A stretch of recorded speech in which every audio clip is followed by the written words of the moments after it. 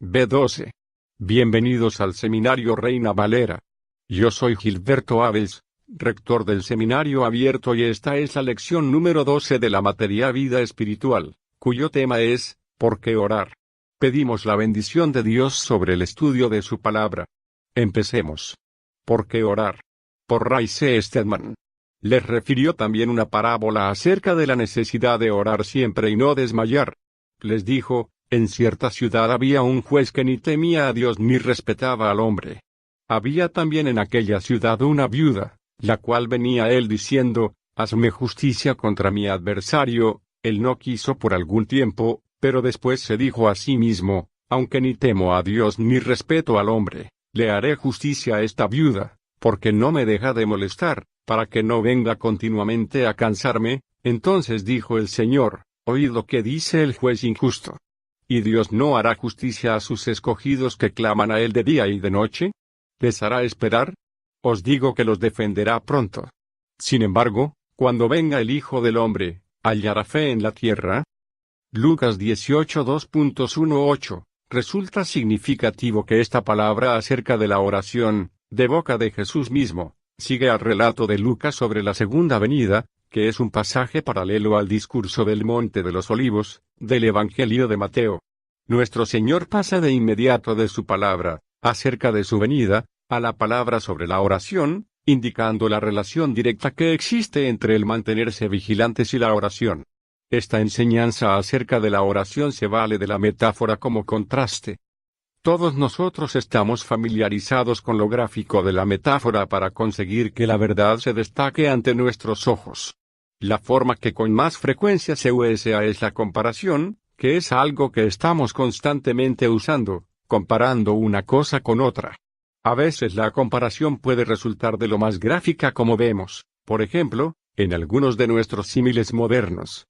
Decimos, está más nervioso que un fulano, está más desamparado que un huérfano. Pero el contraste es una manera igualmente excelente de enfatizar la verdad y hacer que resulte más gráfica, y esta es la forma que emplea el Señor para enseñar acerca de la oración. Cuando yo estudiaba en la facultad tenía un compañero de habitación que medía más de 2 metros y pico y pesaba más de 130 kilos, pero su apodo era Pequeñajo. Esta es una forma frecuente de contraste, que llama constantemente la atención de una característica destacada. ¿A qué hombre con una brillante calva, sin un pelo por ninguna parte, no le han llamado alguna vez que otra rizos? El tema de la oración es uno que nuestro Señor presenta con su nítido punto central valiéndose de 3 contrastes muy a propósito. Para empezar, existe el contraste de principios. Lucas se asegura de dejar muy claro el punto que Jesús quiere enfatizar. Dice, les refirió también una parábola acerca de la necesidad de orar siempre y no desmayar. En este caso Jesús hace osadamente que nos enfrentemos con una opción de la que no podemos escapar. Tenemos o bien que orar o desmayar, una de dos. O bien aprendemos a clamar a un Padre invisible, que está siempre presente y con nosotros, o nos desanimamos y desmayamos. Por lo tanto, no nos queda más remedio que armarnos de valor y seguir adelante en la vida sin pasión o sin esperanza. Tenemos que hacer una de dos, no hay más alternativa. Puede que algunos se atrevan a desafiar esta postura y digan, ¿y qué me dices de esas personas que parecen tener mucho gozo de vivir sin ser cristianas? ¿No han descubierto acaso una manera, gracias a la cual la vida puede resultar significativa y emocionante sin tener que recurrir a la oración ni a la fe religiosa? Tal vez merezca la pena, al menos, examinar semejante afirmación. ¿Quién no se ha encontrado con esta clase de personas y se ha preguntado si quizás han hallado otra alternativa, otra respuesta?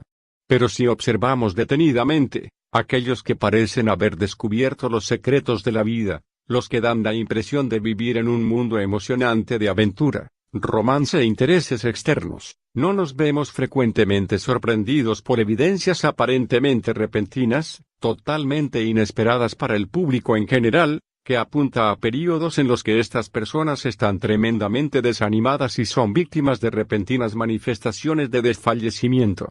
Piense el lector, por ejemplo, en hombres como Ernesto Hemingway, Jack London y otros ídolos literarios que durante años dieron la impresión de haber sabido captar los secretos de una vida intensa, pero que a la postre demostraron que durante todo ese tiempo se sintieron interiormente desfallecidos, dominados por una sensación de desánimo. ¿Hay algo más patético hoy que el hecho de que millones de personas vivan torturadas, andando a tientas y frenéticamente intentando hallar el significado de la vida? Y no me refiero sencillamente a las personas ancianas, a aquellas que se lo han pasado de miedo en la vida y no les queda nada, sino a ese estado que se manifiesta con frecuencia entre la juventud, que tiene aparentemente toda una vida por delante, para disfrutarla. Algunos de nosotros nos sentimos aún tremenda y profundamente impresionados por el testimonio que dieron la otra noche de 3 jóvenes que fueron arrancados del fuego como tizones, del mundo del crimen y la homosexualidad, que tan extendidos están en la actualidad, y que nos ofrecieron una revelación rigurosamente realista de lo que representa la vida en dicho mundo. Esta semana pasada he tenido en mi despacho a 3 jóvenes, todos ellos menores de 20 años. Y cada uno de ellos me ha expresado, a su manera, su visión de la vida. Cada uno de ellos me contó, a veces con palabras titubeantes, otras elocuentes, que había encontrado la vida aburrida y sin desafío alguno. Los 3 estaban buscando una luz que seguir, una causa por la que vivir. Sin haber ni siquiera alcanzado los 20 años de edad, la vida que tenían por delante les parecía deprimente, triste, carente de todo interés y sin atractivo. ¿A qué se debe esto? ¿No es acaso el resultado de una filosofía muy extendida en nuestros días, de la idea de que vivimos en un universo impersonal, que no es otra cosa que una gran máquina, sin remordimiento, que nos obliga irremisiblemente a obedecer leyes en comparación con las que nosotros, las diminutas criaturas humanas, no somos otra cosa que pigmeos pasajeros? ¿De dónde surgió semejante idea? ¿No tiene su origen en que hayamos entronizado con entusiasmo a la ciencia agnóstica como si de un Dios se tratase? No cabe duda de que todos le debemos mucho a la verdadera ciencia. Las comodidades y lujos de los que presumimos, incluso nuestras necesidades, están a nuestro alcance gracias a ella, pero la ciencia se halla en grave peligro de ser exaltada a los ojos de muchos como si se tratase de un Dios. Le hemos erigido un altar a la ciencia y hemos quemado incienso ante él, pero el problema de este Dios es que es un Dios hueco, que no tiene corazón, ni entrañas ni compasión. La ciencia no puede sentir, ni reír ni mostrar compasión, solamente puede analizar, medir, diseccionar, especular y pesar. Y el universo que contemplamos a través de los ojos de ese Dios resulta igualmente impersonal, frío, implacable y distante. El resultado es que tenemos en la actualidad, más que en ninguna otra época de la historia humana, una generación que se ha criado sin un Padre Celestial. La agonía que escuchamos no es otra cosa que el grito de una pérdida huérfana. Es por esto que los grandes pensadores que escriben desde este punto de vista acaban, inevitablemente, como pesimistas. Dan expresión a lo que tan elocuentemente se ha denominado el sentido trágico de la vida. Puede usted leerlo en Bertrand Russell y otros dirigentes del pensamiento moderno. Y no es nuestra desenfrenada y continua búsqueda de juerga, diversión y placer más que una especie de anestesia, que lo que pretende es aliviar el dolor de un corazón vacío. Jesús tiene razón al decir que no existen más que 2 alternativas, o bien orar o desmayar, una de las 2. Más allá de las cosas que la ciencia puede medir, pesar y analizar, por encima de este universo frío e impersonal, que tenemos ante nosotros, Jesús dice que está el corazón de un padre. Tenemos a nuestro alrededor los brazos de un padre y es a él a quien debemos clamar, porque en el Mesías su voz nos ha llamado ya a nosotros. Debemos responderle como un niño que llama a su padre porque, como le sucede a los pequeños, nosotros tampoco sabemos siempre lo que nos sucede. El Mutjeli que sugiere que a veces los niños no pueden hacer otra cosa que mirar a su madre con esos grandes ojos suplicantes, sin saber expresar lo que les pasa, pero normalmente la madre lo sabe y ella responde en el momento oportuno. Como el Padre se compadece de los hijos nos dicen las Escrituras, así se compadece Dios de los que le temen, Salmo 103 2.13, pudiendo clamar a Él cuando se hallan en problemas, aunque es posible que clamen por algo equivocado pero, sin embargo, cuando clamamos, hay un Padre que escucha y la fortaleza de un Padre actúa a nuestro favor. Ese es, precisamente, El objetivo de la historia que cuenta Jesús, y es evidente que lo que pretendía era establecer un contraste entre las diferentes personas. Para empezar, tenemos a la viuda y el juez. ¿Qué resulta más proverbialmente débil e indefensa que una viuda? Cualquier escritor que desee presentar a un personaje que sea un bellaco astuto, que lo que pretenda sea privar a alguien de su medio de vida, normalmente presentará a su víctima como una viuda. En contraste con la viuda está el juez. ¿Quién puede ser más inflexible e implacable que un juez, y especialmente si se trata de un juez pecador? Aquí tenemos a un juez duro, tenaz, egocéntrico, a un viejo tacaño, con un corazón más frío que el hielo. Y la viuda tiene a una persona que la persigue, a alguien que la acosa, que la importuna y que hace difícil su vida. Ella fue a pedirle que la ayudase y le hiciese justicia, pero a él le trajo sin cuidado. No se sintió conmovido para nada por las súplicas de aquella mujer, desde el punto de vista moral, por lo que no consiguió apelar a sus sentimientos suplicándole de ese modo. Era un hombre que no respetaba a nadie, de modo que era imposible ejercer ninguna presión política sobre él para influenciarle. En vista de la dureza de corazón del juez, el caso de la viuda resultaba de todo punto desesperado y nada de lo que ella pudiera hacer conseguiría que aquel juez intercediese en su caso. Pero con todo y con eso, Jesús dijo que ella encontró la manera de conseguirlo. Como acostumbra a hacer una mujer, se propuso hacerle la vida imposible, sin dejarle en paz ni de noche ni de día. Estaba siempre ante su tribunal, acosándole, dándole la lata, importunándole hasta que, por fin el juez se vio obligado a actuar. Concedió la petición de la mujer y ella obtuvo lo que necesitaba. He aquí el objetivo primordial de la historia. ¿Qué es lo que pretende enseñar Jesús? Está sencillamente dando a entender que esta viuda dio con el secreto de cómo manejar a un juez reacio a ayudarla. En otras palabras, descubrió la clave del poder. Encontró el principio sobre el cual hasta un juez mal dispuesto estaría dispuesto a actuar, a pesar de sus formidables defensas. Ahora bien, dice Jesús, la oración es el principio de réplica, es la clave del corazón paternal de Dios. El ejercer una continua presión era la clave para llegar a este juez despiadado y la oración perpetua es la clave de la actividad de Dios. Cuando, al igual que sucedió en el caso de la viuda, la vida nos parece carente de toda esperanza e inservible, cuando somos víctima de fuerzas más poderosas de lo que nos imaginábamos, ¿y quién de nosotros no ha sentido que la vida es así? Cuando parece que no somos capaces de derrumbar la muralla de presiones que nos rodea, cuando no hay respuesta posible a los ineludibles problemas que tenemos ante nosotros y el fin no está a la vista y nos tenemos que enfrentarnos con el fracaso y una pérdida segura, Jesús dice que hay salida. Hay un camino que nos conduce al lugar del poder, hay una manera de hallar la solución segura a nuestros problemas, existe una respuesta a la insoportable presión y dicha respuesta es la oración, el sencillamente clamar a Dios, ya que no hay otro en quien podamos descansar. Él es un padre que tiene el corazón y la tierna compasión de un padre, así como el deseo de actuar.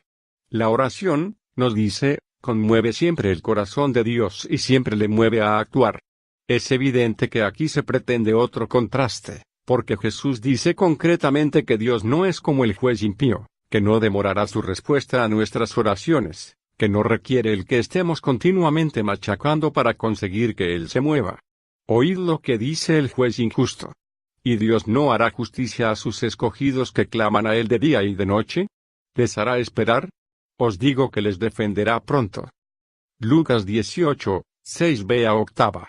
En ocasiones se enseña que, en este caso, Jesús está animándonos a poner en práctica lo que se conoce como la oración que prevalece, que es, con frecuencia, otra manera de describir un esfuerzo por argumentar con Dios, no dejándole en paz, como si hiciésemos huelga ante el trono celestial hasta obtener lo que queremos, un argumento que resulta totalmente contrario a lo que dice la Biblia y una actitud de oración anticristiana. Hace algunos años apareció en un periódico un artículo acerca de un hombre que anunció que estaba tan preocupado por las condiciones del mundo, especialmente por el estado moral de esta nación, que se propuso ayunar y orar hasta que Dios enviase un gran despertar, un avivamiento que corrigiese la degeneración moral de aquellos días. Anunció que seguiría adelante, si fuese necesario hasta la muerte, esperando que Dios actuase. El periódico se hizo eco de la historia, siguiéndola día tras día. Comenzaron a fallarle las fuerzas y cada vez estaba más débil y acabó por no poder moverse de la cama. Cada día se emitían comunicados acerca de su estado de salud. No cabe duda de que era un hombre con una gran determinación, porque la mayoría de nosotros nos hubiésemos dado por vencidos al tercer día y hubiéramos optado por comernos un buen filete, pero aquel hombre no lo hizo, sino que continuó con su ayuno hasta que se murió de verdad. El entierro tuvo amplia cobertura y fueron muchos los que alabaron su extraordinaria persistencia. ¿Se puede decir que eso era realmente oración? Claro que no. Era un esfuerzo por hacerle chantaje a Dios, pues aquel hombre estaba haciendo que su vida fuese como una pistola colocada junto a la sien de Dios, exigiéndole todo su dinero. Aquel hombre estaba insistiendo en que Dios actuase según sus condiciones y sus propios planes, y la oración no es eso. Jesús dice que Dios no es un Dios injusto que exija que estemos halagándole, luchando y persuadiéndole para que actúe. Dios no anda escatimando.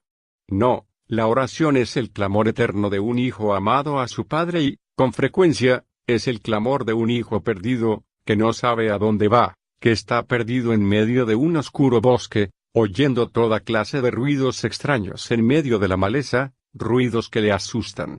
Puede que ese hijo clame a gritos que le conduzcan hasta una carretera, o que esté deseando hallarse a salvo en su propia cama, o por lo menos pida ver la luz en la distancia, de modo que pueda encontrar el camino, y esa oración, en concreto, no siempre obtiene una respuesta de ese modo, porque Dios es un Padre y, como dijo Jesús en otro lugar, Él ya sabe de qué cosas tenemos necesidad antes de que se las pidamos en oración.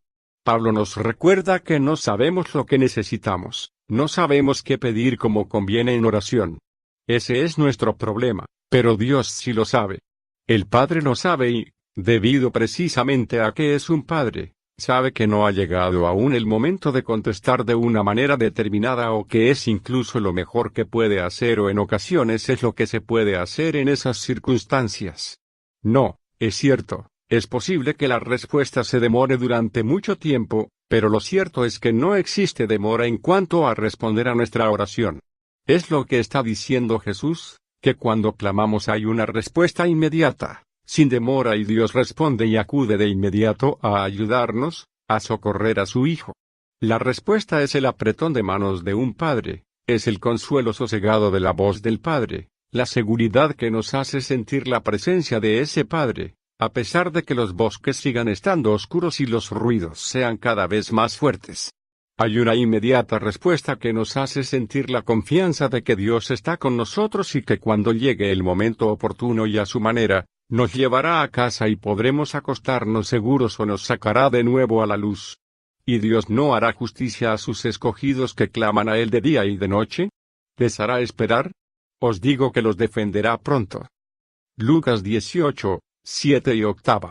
Jesús concluye su relato con una inesperada palabra que viene a ser un tercer contraste, el contraste de la práctica. Sin embargo, cuando venga el Hijo del Hombre, ¿hallará fe en la tierra? Lucas 18, 8b.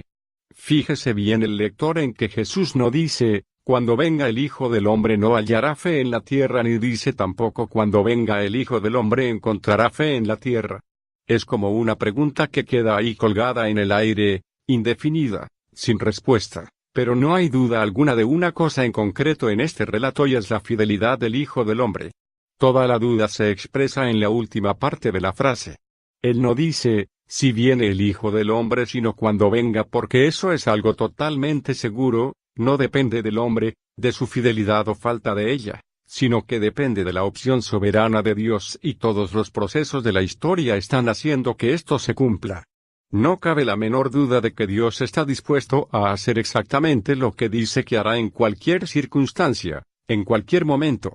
En Él no hay sombra de duda, Él no hace acepción de personas. En lo que a Él respecta no existen divisiones ni discriminaciones entre los hombres, ni mucho menos. Porque Dios es totalmente fiel y es el hombre quien suscita las dudas. Después de todo, ¿qué es lo que se oculta tras ese clamor frenético que hallamos en nuestros días? Ese deseo de obtener los dones del Espíritu Santo, Esas reuniones que se celebran para orar a fin de que sea derramado el poder o pidiendo el don de lenguas o para que se produzca un avivamiento o por algún otro motivo.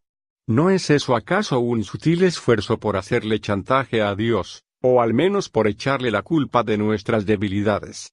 No estamos diciendo, Señor, el problema consiste en que no nos has dado todo lo que necesitamos. No lo has puesto todo a nuestra disposición. Hay cosas que estás reteniendo. Eres reacio a concedérnoslas, nos das, pero lo haces a regañadientes y con frecuencia no nos das lo que nos falta. Si tan solo pudiésemos tener eso podríamos realizar tu obra. Pero Jesús está diciendo, no, eso no es verdad. No es justo hacerle responsable a Él, porque Dios es totalmente fiel. No falta nada, en lo que a Él se refiere, nunca ha faltado, pero Él nos dice, deja que te haga una pregunta. Es posible, es remotamente posible que los hombres prefieran la debilidad al poder, la ansiedad a la paz, el desasosiego al descanso, la duda a la confianza, el temor a la fe, la malicia al amor. ¿Es posible que cuando venga el Hijo del Hombre no haya fe en la tierra? ¿Se da usted cuenta de cómo lo expresa? No dice, cuando venga el Hijo del Hombre, ¿encontrará a hombres que estén orando? No, lo que dice es, cuando venga el Hijo del Hombre, ¿hallará fe?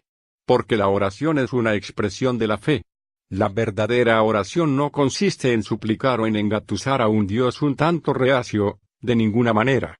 Eso no es nunca oración. Orar es creer, orar es fe, es dar las gracias en lugar de quejarse, confiar en lugar de esforzarse, regocijarse, aceptar, apropiarse y recibir. En eso consiste la oración. Bueno, puede que diga alguien, en vista de eso, si de verdad hay un Padre ahí fuera, que está ansioso por dar y sabe lo que necesitamos y, especialmente teniendo en cuenta que tenemos tanta tendencia a pedir mal de todos modos, ¿por qué molestarnos en orar? ¿Por qué no se limita sencillamente a darnos las cosas sin que se las tengamos que pedir en oración? Esta es una objeción que se ha hecho con frecuencia y la respuesta es que el propósito de la oración es hacer que entendamos el programa y el propósito que tiene el Padre. Todos nosotros conocemos a matrimonios que han dejado de hablarse. Un matrimonio así es una unión que se desintegra y que es la lamentable ruina de un amor que hubo un tiempo que existió, pero que ha desaparecido. Una relación viva requiere la existencia de la comunicación, de la expresión, de un intercambio, de un fluir de palabras para que la relación permanezca viva, real y vital. Por lo que la relación es una necesidad absoluta y vital en el intercambio, que es una expresión del corazón del Hijo en su relación con el Padre y, precisamente por eso es por lo que Jesús hizo la pregunta. Cuando venga, ¿encontrará a hombres que estén poniendo en práctica ese bendito privilegio? Los hallará expresándose, confesándole todo al Padre sin la menor duda o impedimento, dando expresión a los resentimientos así como a las alegrías, las quejas, los sentimientos del corazón en sus más profundos estados de ánimo, todo. Absolutamente todo, se lo expresarán a Él. ¿Podrá hallar a hombres así? Esa es la verdadera expresión de fe y el fallar en esto es inevitablemente dejar de hablar con Dios y empezar a hablar acerca de Él. Cuando los hombres hablan acerca de Dios, en lugar de hablar con Él, están manifestando una fe que ha sufrido un deterioro, porque el propósito de toda fe es hacer que nos mantengamos en un contacto directo, personal y vital con Dios. El distintivo de una religión decadente es invariablemente el hecho de que los hombres se hallen profundamente sumidos en una discusión acerca de Dios, con frecuencia en un lenguaje culto, valiéndose de frases esotéricas y dedicando horas enteras a un debate prolongado y teológico acerca de la naturaleza y el carácter de Dios, pero como dijo muy apropiadamente Lucifer, vosotros que manifestáis una honda preocupación por la religión, ¿por qué no oráis? Oración. Padre nuestro, estas palabras de nuestro Señor Jesús nos han hecho conscientes de la falta de fe que hay en nuestras vidas. Clamamos a ti en estos momentos, en nuestra debilidad y nuestra incapacidad para poner en práctica la fe y para poder decir, oh Padre, enséñanos a orar. Enséñanos a ser hombres y mujeres que dependen continuamente de ti, que estamos manifestando cada uno de los aspectos de nuestra vida, sin el menor impedimento, sin reserva alguna, declarándote todas las cosas y escuchándote en todas las cosas. En el nombre de Jesús, amén. Gracias por estar con nosotros en esta reflexión sobre la vida victoriosa en Cristo. Dependemos de las ofrendas de nuestros alumnos agradecidos a hacer posible este ministerio educativo. Dios le bendiga en su vida y ministerio. Estamos a sus órdenes.